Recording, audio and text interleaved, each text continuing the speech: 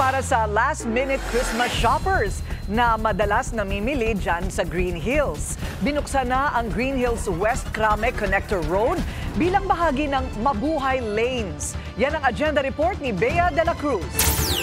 May alternative route na nagdudugtong sa Eisenhower Street sa Barangay Green Hills at 3rd West Street sa Barangay West Crame.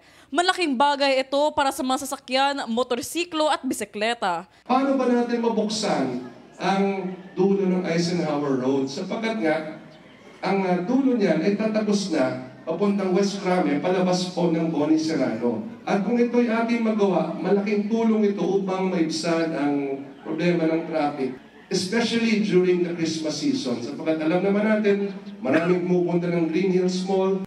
Dineklara din ito bilang Mabuhay Lanes para mahatak ang ma-illegally parked na sasakyan. Sinadya ng MMDA ang lokasyon ng bagong kalsada dahil malapit ito sa mga mall sa Green Hills kung saan madalas ang dagsa ng mga sasakyan lalo't na't parating na ang huling weekend bago magpasko.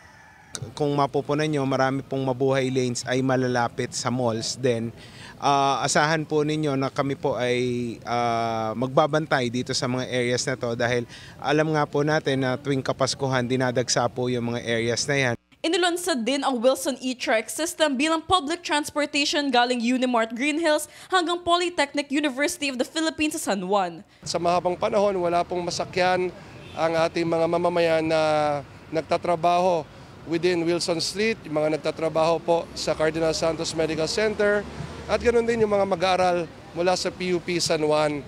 At ganoon din yung mga mamamayan natin na nakatira sa Barangay Green Hills, Barangay Addition Hills, at Barangay Little Baguio. Libre ang sakay sa Wilson E-Trike simula ngayong araw hanggang December 31 bilang pamasko ni Mayor. Simula ng January 1, 9 pesos ang bayad para sa unang kilometro at piso para sa bawat dagdag na kilometro. Para sa agenda, Bea de la Cruz, BNC.